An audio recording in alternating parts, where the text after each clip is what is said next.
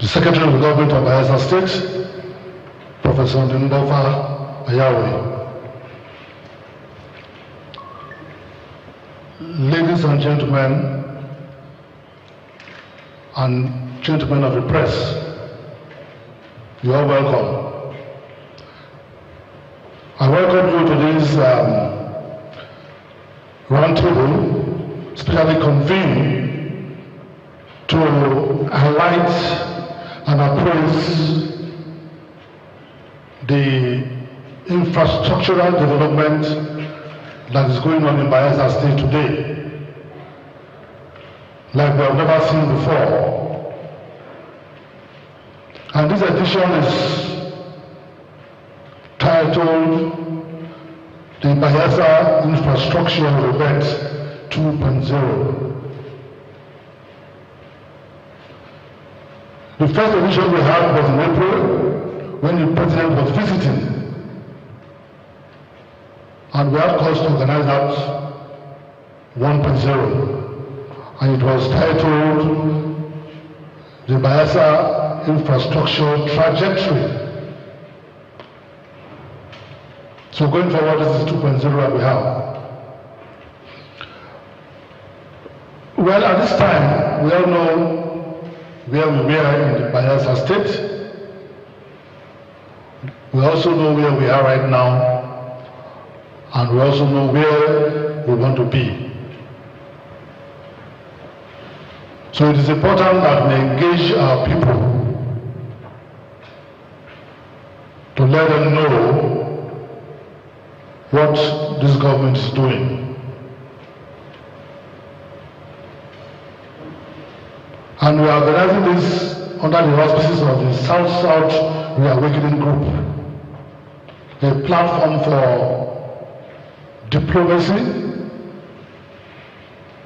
a platform for engagement, dialogue, and results. The group has been running for about a decade and a half. Not only in Bayelsa State, we look at the entire South region and appraise governance, advisory,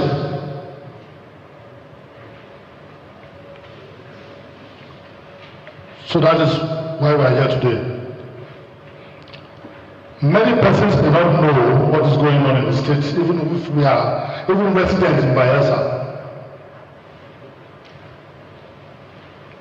So it is part of our civic responsibility to ensure that we keep people abreast of what is going on around us in terms of governance, which is very important.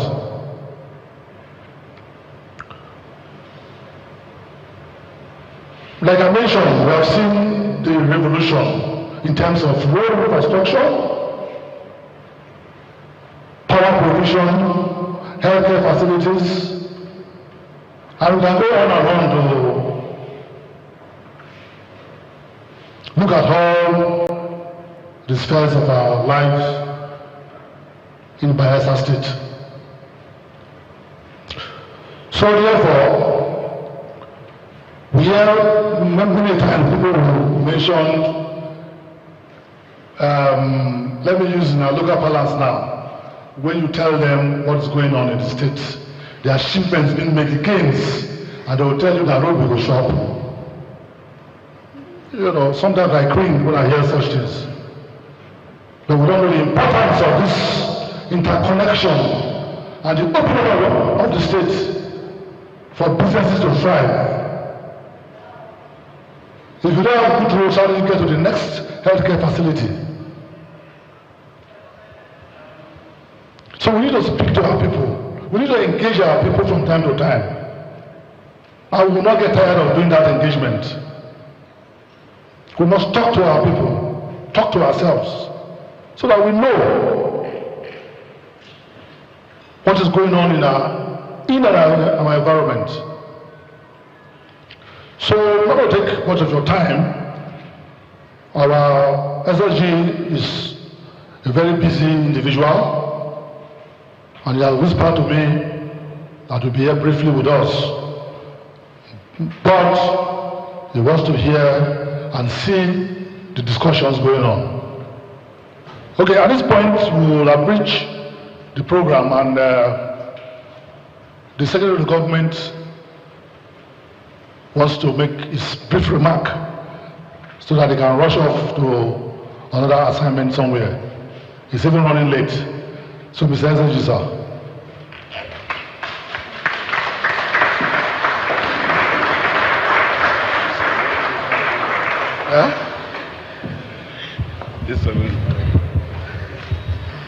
The convener of the South-South Reawakening Group, our traditional rulers, top government functionaries, panelists, ladies and gentlemen.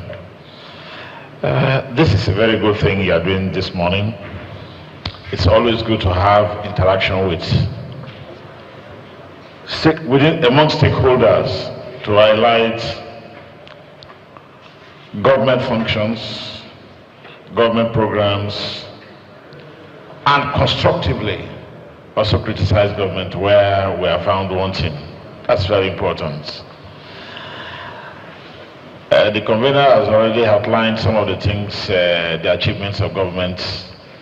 But for me, infrastructure goes beyond the mere fact that I am linking two communities together. It's far beyond that. Maybe my background is that for every penny spent, there must be a reason why that money is spent. For example, you are taking a road to Brass. Why are you taking a road to Brass? Is it just to link up Brass or Brass Island? No, for me. Why should the road get to Brass? And I'll tell you, for government to take the decision of taking a road to Brass, a multi-billion project, is it just because we want to link Brass? No. The multiplier effect that will come from that road is the reason why a road is going to Brass. And why is Brass so useful? I'm only using Brass now. Why is Brass so useful that we must get a road to Brass? Brass first is the oil city. First is the oil island. Bayelsa houses some of the very biggest offshore oil facilities in Nigeria. Bayelsa, Agbami, Bunga, Zaba, all of them are offshore Bayelsa. From Agbami to the Bayelsa shoreline is about 114 kilometers. From Bunga to Agbami is 143. Bunga is about 113. Bunga to somewhere around is a 2. Agbami to Sangana. And then the contentious Zaba is around the Odioma area. Now, offshore Bayelsa, there are presently within 70 to 75 offshore vessels operating outside Bayelsa today, every single day, offshore Bayelsa. All these vessels are coming from One or Wari. From One to Boni to the faraway boy, the fastest vessel will take you 2 hours.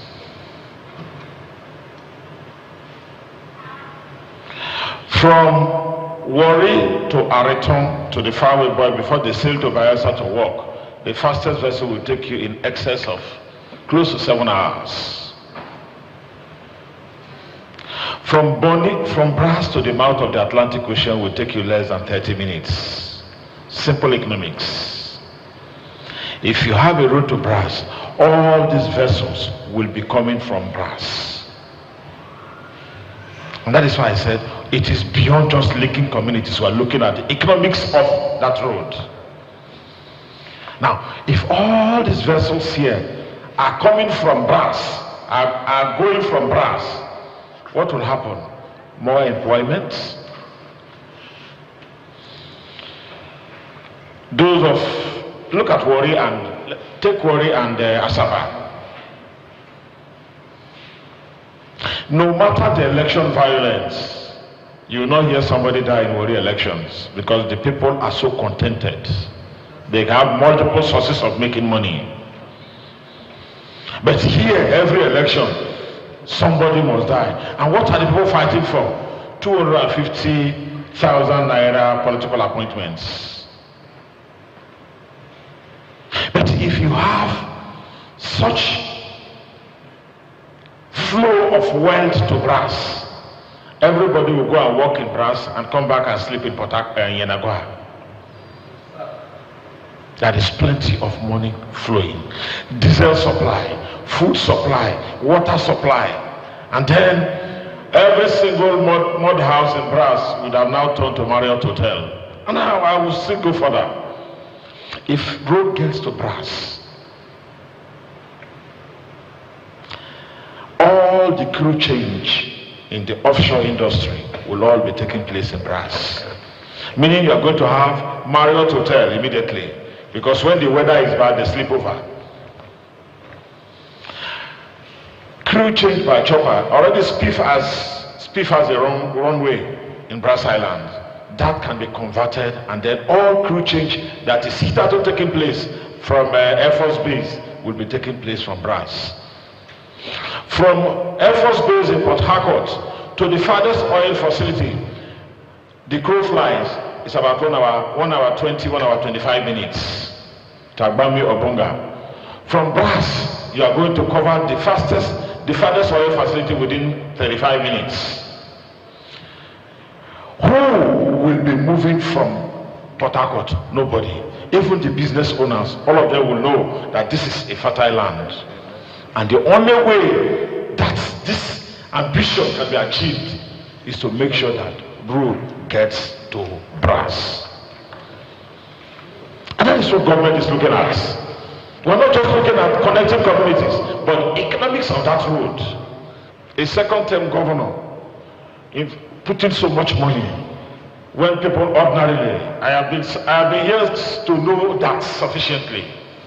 A second-term governor doing the best of projects in the country today. That shows his intentions. He's a second-term governor. He will be working till the last day. The mega projects is embarking on are projects that he will be working till the very last day of his administration. His intentions are very clear. As humans, there will be errors here and there, but intent is there. Thank you, and God bless all of us.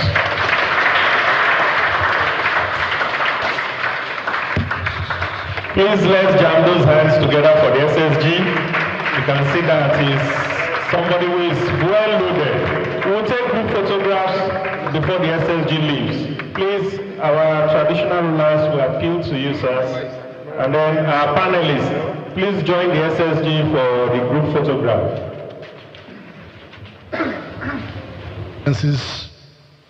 And also is a member of the Governing Council of the Niger Delta University. Professor, sir, please.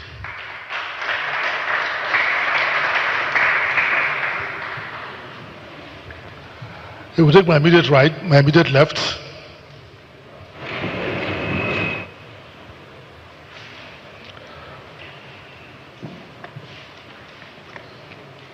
The second person is Mr. Daniel Abia, a veteran journalist with the Vanguard newspaper,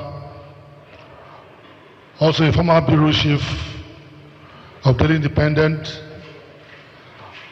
and Insider magazine, and also the bureau chief of national interest newspapers. He is based in Port Harcourt. The third person, Honorable Charles Eni Umukoro. He is the former Vice Chairman of Sapele Local Government, the founder and publisher of Top News online publication, and also a public affairs analyst. You're welcome, sir. Now we have a third person. I think he will join us soon. Engineer Olis Kiminanabo, the MD of Bayelsa Electricity Company Limited. We are expecting him. If he comes, he will join us. Now, welcome once again, gentlemen, my fellow panelists. And once again, my name is Joseph Mbaki Dermo. I will be moderating this session. So I will start my immediate left, Professor Sikoki. An overview of infrastructure. Now when we say infrastructure, people just think it's only road infrastructure. But of course, the roads are very, very important. In fact, for me, it's the key thing in any society. We are talking of the economic benefit has just been enunciated by the SSG. When we were trying to get the Agidip support running, at the end of the day, the thing was not moving forward. Then, I made a suggestion to government. Can we convert or possibly do a logistics base, a marine logistics base, which I think the SSG just alluded to. You get your small port running, not the size that we needed, that was envisaged. You get the small port running, vessels will come there, they will bet. And most of these fees paid by these vessel owners to jetty owners, they paid in dollars. So the economic value of some of these things is very, very important that many of us don't even know. So we suggest to government to look at what we are putting forward on the table. So Prof, I'll come back to you. That is just to look at it from that perspective. I know you will do justice to it. You've done it several times when we had our private discussions. So I want you to speak to it and let us know your mindset and thought process of what should be on ground and what we are seeing so far in Bayelsa State. Thank you. The organizer, my very revered traditional rulers, distinguished guests, and my fellow panelists, let me start by thanking the convener, my very good younger brother, Joseph Abakidermo, for giving me the opportunity to participate in this very important discussion. I call it a discussion because it has been made in such a way that we will interact. And I speak here as an academic, standing on the academic freedom to say things the way they are, not to embellish anything. And so, let me start with the origin of our quest for better infrastructure in this our region, including Bayelsa State. Long before independence, the colonial government recognized the importance or the yearnings of the people of the Delta, the Niger Delta. that they were being marginalized with no infrastructure whatsoever. And so the colonial government set up the Willings Commission in 1957.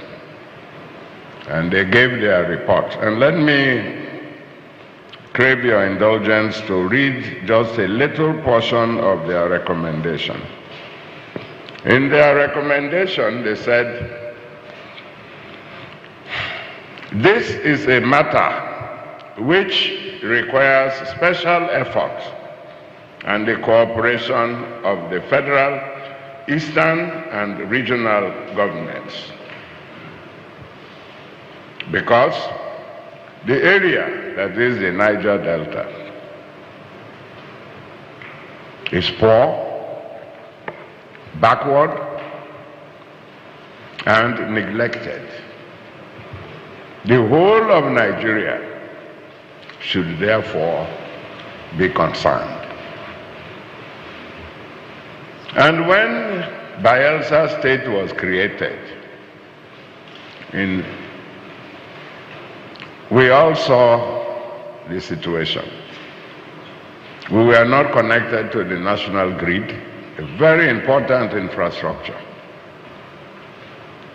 There was no single petrol station in the entire state. There was no single institution of higher learning, that is university, in the entire state when the state was created. And so successive governments had a lot of challenges to address these problems. Getting us on the national grid, creating infrastructure, and so on. I must acknowledge that successive governments have done a lot. But the turning point, in my opinion, came when distinguished Senator Doye became governor. He ensured that there was continuity. No single project initiated by his predecessors was ever abandoned. Instead, he built on the projects that were started and then also initiated his own. Let me give a summary of some of the things he has done. He's going ahead with the 3 senatorial district roads started by his predecessors. Internal roads alone, he has built 51 of them in Yanagwa alone. The Link Road project is ongoing. The Igbedi Road, also ongoing. The new secretarial complex, ongoing. The new Yanagwa City, ongoing. And then the permanent National Youth Service Corps camp, ongoing. Because I am an academic, let me also touch on educational infrastructure. When he came in, the Niger Delta University the University of Africa had just commenced at the Tororua in Sagbama local government with 4 faculties. Today, through his effort, that university now has 8 faculties. That is double the number of faculties that he met.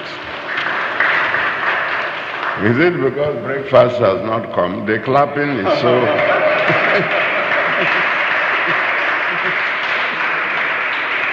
They now have 8 faculties. The Bayelsa Medical University, sited here in Yanagwa, the place is congested. He took the bull by the horn and established a campus at Sampo, thereby expanding the university. Many new programs have already been approved by by the National Universities Commission. Then in the area of technical education, he has provided infrastructure for all the local governments except Southern Niger, which doesn't have one yet, have technical schools that are being operated right now. To increase the middle level technical manpower that the state needs. If you go to any construction site, you see a lot of non-indigens working there. With this, we are hoping that our young men and women will get the skills to participate in that sector. Now, with all these infrastructural developments going on, what is expected of us, the beneficiaries, the end users of this infrastructure? Protection and maintenance of these facilities is paramount. If the infrastructure exists and you go and vandalize them, they are not maintained, then all your effort will go down the drain with time. We have had cases of street lights being vandalized, transformers being vandalized. Only recently, I think one bridge, so some youths went and vandalized the bridge and so on. It is our responsibility as citizens to ensure that facilities provided for our socio-economic development are maintained. And the responsibility of government. I know the Ministry of Works is responsible for maintenance of infrastructure, but I advocate, and let this conference think about it, an agency devoted entirely for maintenance of infrastructure under the Ministry of Works, so that facilities provided are not just abandoned, but are regularly maintained. Roads, buildings, and other infrastructure are maintained. I believe that this roundtable will note some of what I have said and see at the end of the day recommendations that will help in the sustainability of this infrastructure. I thank you for your attention.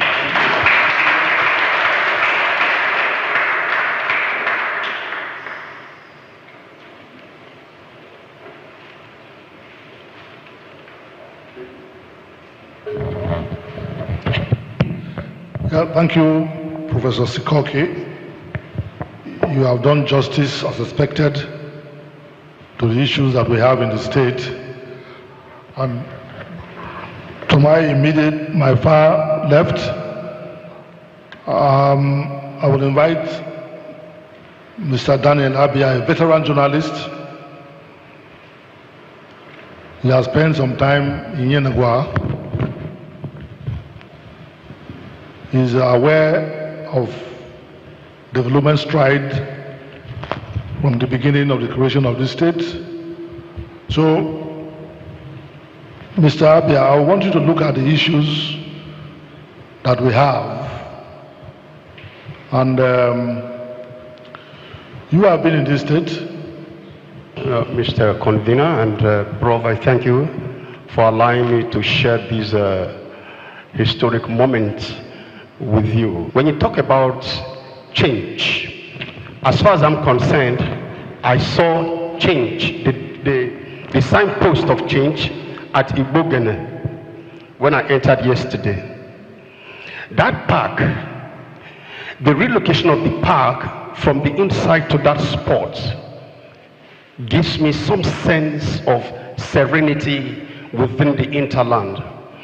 I saw a state that is well organized, a state capital that is green, the atmosphere that is attractive. It was not like that before. There is no investor that can that can stand the difficulties of a rough and disorganized environment. I've seen some good roads. Some time ago, during the burial of the former deputy governor of this state, and I came in, a colleague of mine who drove me in could not know his way out. So we had to stop and ask questions, because if you don't ask questions, you get lost. So we asked questions, and we were directed on how to connect our way through in the city. I've not gone deep inside. I've heard about the gas turbine project. To me, there are three major factors that can cause an industrial revolution in a state: good road connectivity, electricity, and perhaps maybe you add medical there. The secretary to the state government was talking so much glowingly about the road, the need for the road to link up Brass. Brass, as far as I know, is more or less is as important, as economically important as Kak Island in Iran. If a road is linked up there with what he said, all the vessels coming in and all of that, the regret he had about the inflow of resources in the state will be the thing of the past. So I think that road infrastructure that I've seen here is positive. And he talked about, yes, I wasn't surprised when the SSG said that this governor is in his second term. I don't see anywhere in this country where a governor who is going for second term will be working as if he just won an election for the first time. Therefore, like Prof said, after doing all of these things, when he leaves, what happens? We saw some degree of decadence in the time past before he came into power. In this Yenegua, we saw it, we were here, we covered it. So when he leaves, what happens? And that brings me to something, Mr. Convener, sir, permit me. There was a time that we were known for criticism, especially when I was in Insider magazine. Those of you who read the magazine should know that we never gave anybody, we never beat the drum of praises for anybody to dance. No, there was no time for that. But today, you look around, you see what you can criticize. There is nothing more left to be criticized. The only thing I see standing, which I will not keep quiet over, is anytime I come into Yenegua, I go there because it is my holy shrine. That Bayelsa corn-like shaped tower, that hotel. Please, convener, sir, I want in your communique, let it also be included there, that no matter what it takes this administration, let them put money on ground and then meet up with the state assembly to pass a legislation to ensure that that project is completed. The reason is this: if completed, and then again back to Brass, if road is connected, as he said, and then you have that hotel completed, it will enter the entire hotels in Port Harcourt into this city. That hotel, we were told, it was conceived by the late Governor Alamesia in 2005. And we were told that as at that time, it could take an employment of 10,000 people. Now, we were also told that there was a particular nickname they gave to it, that great conferences and meetings from the entire West African sub-region will use this hotel. So it is very important. Each time I come and see it, yesterday I had to go there, it pains me. The governor is doing fantastically well, but please, one thing that is left, by my observation, is that hotel.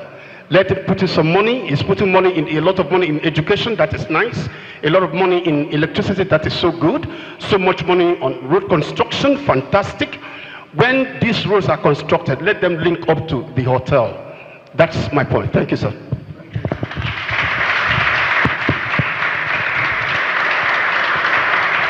Yeah, it's getting heated up right now.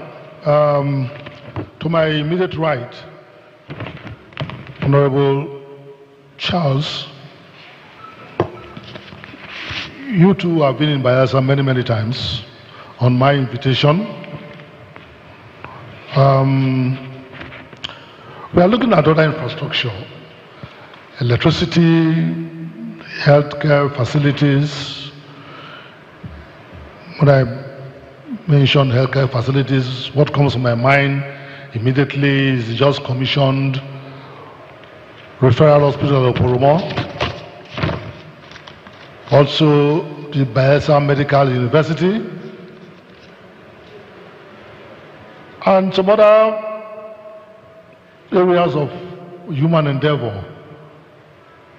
Like you may know, you have been in government. You know how policies have been fashioned out and implemented. Mr. Convener, thank you so much for giving me this opportunity to speak to your people and our people in the Niger Delta. The whole of the Niger Delta is one. We are all suffering the same issues. I remember in 1997 when they convened the the Niger Delta Environmental Survey.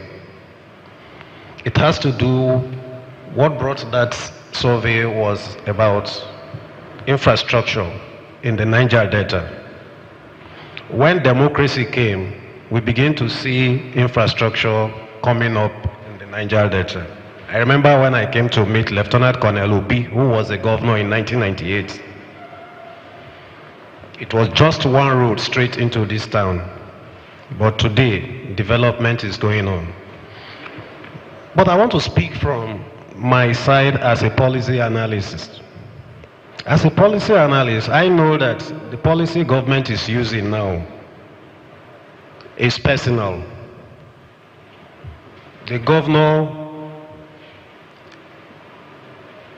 is so intentional, according to the secretary, to develop the state. If it's possible for him to have had a third tenure by the constitution, I think the people of Bayelsa would have given it to him. Because imagine a governor, a second term, and it's less than 2 years to go.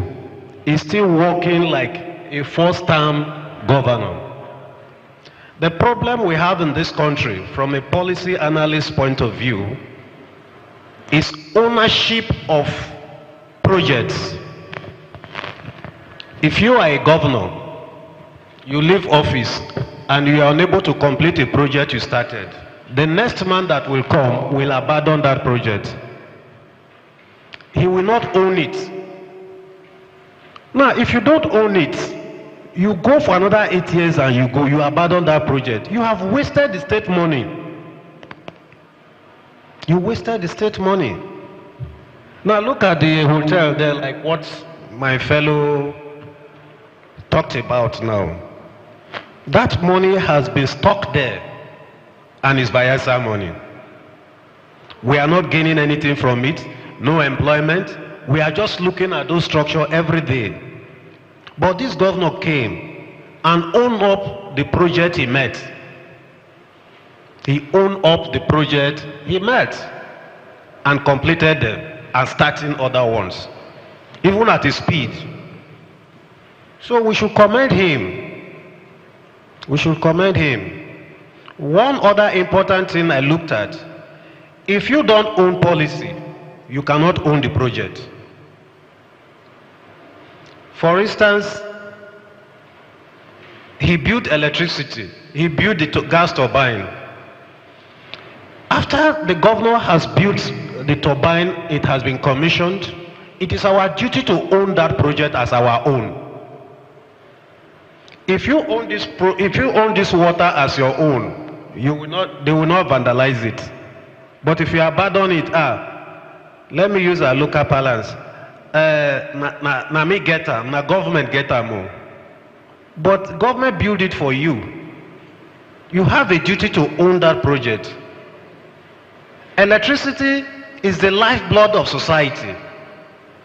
When a governor brings electricity, I think he's one of the second governor in the whole of this country that has produced electricity. Electricity is the backbone of society. It's the backbone of economic and social development, industrial development. If there's no electric, there's no technology. When the governor built this gas turbine, everybody was happy. Other states were coming to learn. They came to take the templates from the governor, only for us to be hearing that people are vandalizing it. I am urging, my own contribution is to urge us to advise our people, don't vandalize government infrastructure, because we don't have this infrastructure before. Now that we are having it, we should be patient. We should protect it very well. If you protect it, you are protecting your money. You are protecting the tax you pay to government. Many of us are not paying tax. We think we are not paying tax. Once you buy fuel, you have paid tax. Once you buy kerosene, you have paid tax. Once you buy diesel, you have paid tax. So you are paying tax. It is your money. When the government say, we remove subsidy. After the removal of the subsidy, money begin to come to states. And the state governments. Thank you. And the state governments, some state governments are using the money. Like what Senator Diri is doing now. To build a gas turbine, electricity is the most expensive project in the world. Very expensive. So we should be able to maintain electricity. And I want to urge the convener to speak on, to look at, in the communique we can come out with also agriculture. Bayelsa is a fertile land for agriculture development. Bayelsa is fit for rice production. Bayelsa is very good for rice production. And I do hope that, but for the speed of the governor, he will touch all those areas. Then the medical school. Bayelsa Medical School has a very good image in this country. He developed it, rebuilt another campus. So it's a sure thing that this government own the policy he is making and did not abandon the policies of previous governments. So I want to say that we should pray for him to end well and to also create policies that will sustain what he has done. The Lord should lead him. After about, when he finishes his tenure, the governor that will come again should be able to also continue as he continue with other policies, not to abandon projects. So I want to thank you so much, and I want to stop here so that the convener will also comment on what we are doing. Thank you so much, sirs. Thank you, Honorable Charles Mukoro, for your opening remarks on the issues on ground. Now, going forward, let me highlight some very important issues.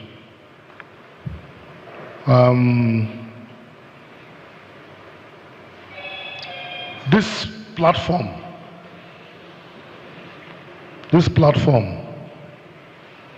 is invariably doing justice to the issues of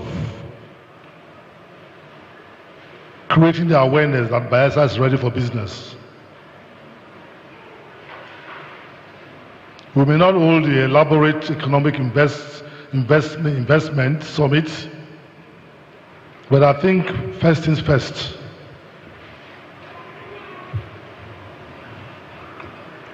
We have to let the world know that Bayelsa is ready for business. It's ready for investors.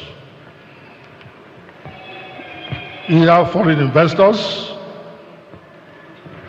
or as we used to call them, domestic direct investments from our own people and from across businessmen from Nigeria, other parts of Nigeria.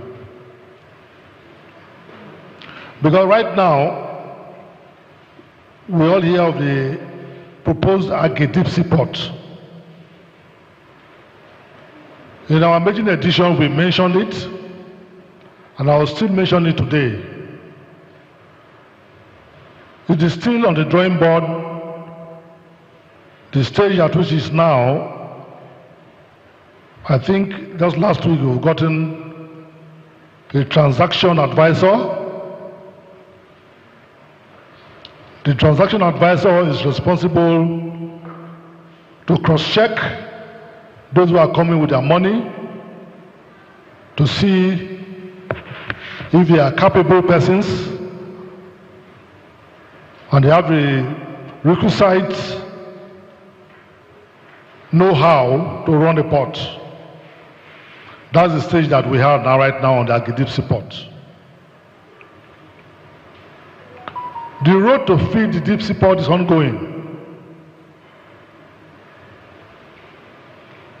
The road to Onitsha is ongoing, right from Sampo. The initial contract signed with the contractors is to take the road to Osekenike. And I just pray that that project will be one of the projects that will be on the plate, on the table of the next governor. We will drive it from Osekenike to Onitsha.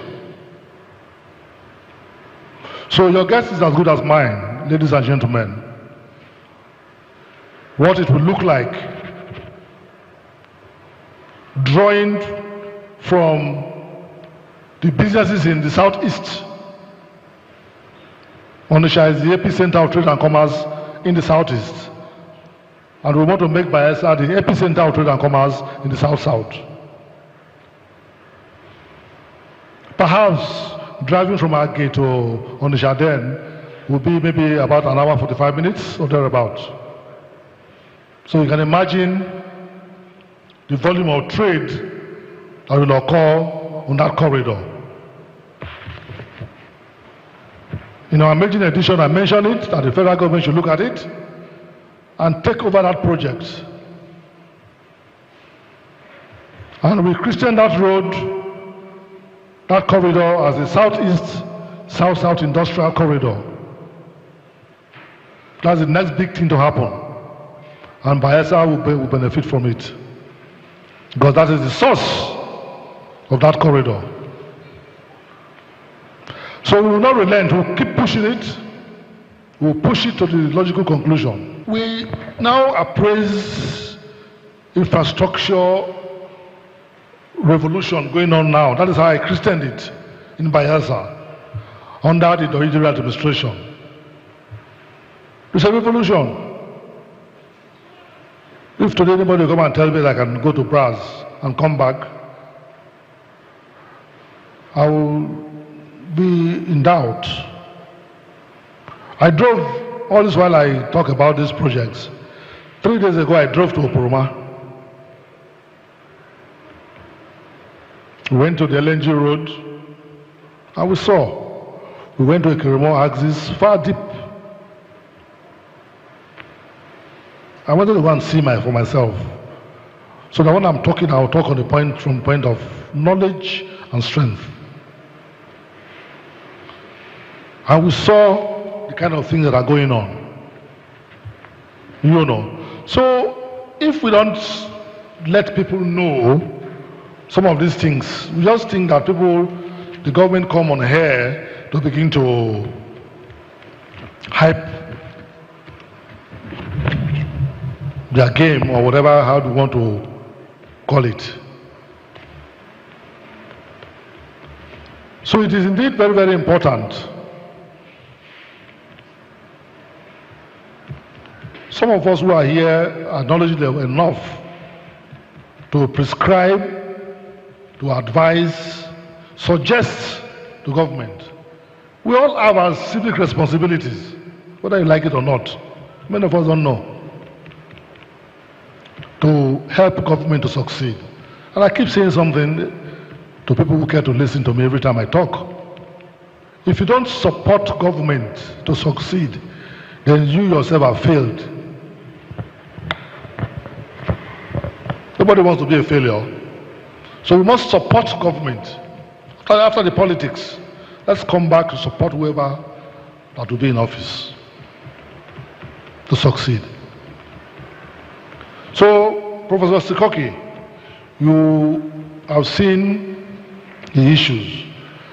Like I mentioned, my concern is continuity. How do we continue? Won't the next person drop the ball somewhere along the line? What will be the priorities of that person? So I'm suggesting here today, do we have a template for the development of Bayelsa that everybody will commit to? A template that we have, all of us have to commit to, that this is where we want Bayelsa to be. I went to a conference in Lagos Investment 3.0 in June. I was invited by the Lagos State government. The first time in my life I was driving through the Third Mainland Bridge and I felt so welcome to Lagos State. I felt it in my body. I felt welcome to Lagos State. And I said, wow, this has not happened to me before. Inside the car. On the way going to my hotel in the on VI, Victoria Island. I felt that spirit. And that is what is beginning to happen to me in Bayelsa. So we must up our game. I think that in addition to the annual budgets that outline what government intends to do every year, there is a very strong need for a development plan. A development plan for the state that every successive government must follow. If we say every community must have a school, a secondary school, for instance, how many will be needed this year? How many more will be added next year until that plan is achieved? So any new government coming in must follow that plan. In the area of social infrastructure, like water, I hear this government has plans to tackle the issue of public water supply. It may not be possible to serve every area right away, but if we have a plan, in this year's budget, we will have the central area covered. Next year, it will take it to this other area, and so on. So in 10 years or in 5 years, every area of Yanagwa City will have running water. We don't have to depend on, is it Hausa water pushers, Meirua, to carry water to us. There should be flowing water. And that will require having a plan. Now, every local senatorial district, for instance, has a university, at least one. In fact, the East has 2 federal, Central has 2 states. The West has 1 state. I am hoping that in the next development plan, they too will get another one. when we were growing up and Abacha was head of state, there was something that we grew up to know. They call it Vision 2020. And some of us thought that vision, the year 2020 will never come to be. But we lived, we saw, and we agree, and nothing happens. After Bacha's death, that vision died with him. And while we were talking, we did say, or I said something like, if this governor goes, what happens next to the good works that he started?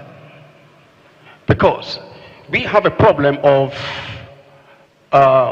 power tussle between a successor and predecessor. And if I succeed, Mr. A, I'll look at those things that he started. To me, they're nothing. Mine would be fantastic. So I will now abandon, no matter how good those projects he started were, I will just abandon them and then go ahead to initiate fresh and new projects altogether, which to a large extent does not help the society or does not help the people at all. Therefore, in my first outing, I did say that the State House of Assembly can make a legislation based on the vision that, or the template, put it that way, the template that the state has. If the state says, in 10 years, we are going to have these or that and that projects, starting with this location, let the House of Assembly follow suit by enacting a law such that anybody, whether the person likes the face of this present governor or not, who comes up, who takes over power from him, will continue from there. That way, there will be no question of digressing from where he started. I think that's the best way. And again, too, the same law will create a legislation that will empower a maintenance culture in the society. Very interesting. I'll come to you, Mr. Charles. Bayelsa Fiscal Development Template. What do you think? Thank you very much, Mr. Convener, distinguished personalities that are here. You think about, like what Prof said just now, you think about the future development of Bayelsa, yes? The Prof has said it. In academics, we call it development plan. When you have a development plan, you follow it. Whether it's PDP that comes, whether it's APC that comes, there is a template you will follow. What you will do is to adjust, not to totally abandon the project or the program that is on ground, because it is Bayelsa state government that is there. You are just an individual. You be a governor. People say, soldier go, soldier come, barrack remain. If we have that kind of mindset, that I am in government to let me do my best, you will not abandon projects. The development plan, like what he said, like 2020, there was another one, Millennium Development Goals. All these things are development plan to ensure that there are milestones. When you do A, you do B, you do C, you don't jump from A to D. The primary healthcare centers should be well funded and monitored too, not just throwing money. That's the way people talk on television at times and make statements. I get, you're not increasing funding for security. They don't give police money. But yet you see the DPO retiring and building shopping malls. You see the IGP, the AIGs making money, the generals. You throw money, nobody monitors it. How will it get used? So these are some of the things that are militating against development in any society. Not just throwing money to projects and things like that, but you monitor. That was why I took the pain with my crew to go around the state to see some of these things. And again, let me say again, we hear vandalization of critical infrastructure. Last 2 weeks, some persons went and breached the gas pipeline in Rivers State. That line is feeding Bayelsa to the turbine. And we have issues. I think it was just fixed last Monday or something of that nature. I was there at the turbine site to go and cross-check. You know. So, like I mentioned too, we have our civic responsibilities as citizens to speak against such things that are going on in society. It's prevalent in our society. People take delight in destroying government property. But again, all of us are government. So you are destroying your own property. That will give you comfort. You know. So let us be vigilant in anywhere we are to call out these things and persons that we know that indulge in that kind of unwholesome practice. Now, with all of this we are seeing here today, time is fast spent. They're giving me the sign that we should pack up. But I need 1 minute or thereabouts to do. Anything that we do is powered by money. We will advocate those who have taken the gauntlet in the past to fight for resource control. I want to announce that we want to revisit the issues of true federalism, fiscal federalism. We need to visit it, and this time we are not going to play politics with it. We will not play politics with it. It is something, it's a task that must be done. It is a task that must be done. The issues of resource control, true federalism. Let us operate a true federal structure of government in Nigeria. If we continue to complement what this governor is doing and other governors that are working for their people, with the little that they're having, meaning that if they have enough money, more money, they will do more for us. That's just it. A man who is giving little, if you give him and he works with it, if you give him a larger chunk, he will do more.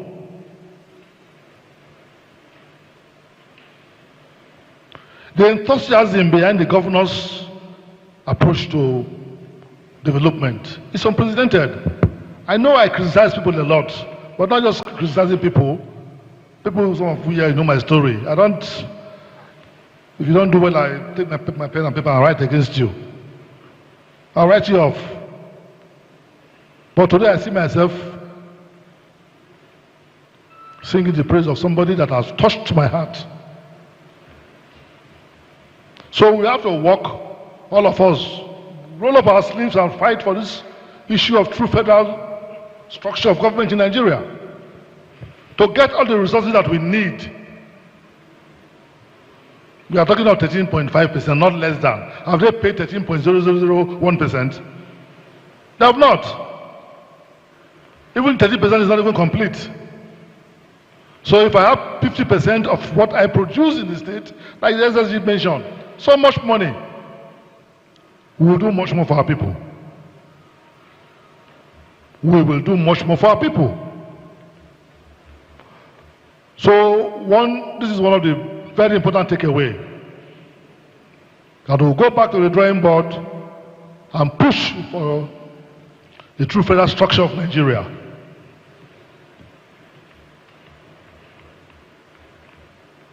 When we start that battle. I know. I have a feeling that we'll succeed. So, Mr. Lambo, we will take about three questions from the audience or remarks to see how we can maximize the next 5-10 minutes that we have. All right, please, a round of applause for the panelists. We've listened to them with rapt attention. I believe we have made our deductions, and we still have our own contributions or questions to make. So we'll yield the microphone to members of the audience for your own reactions.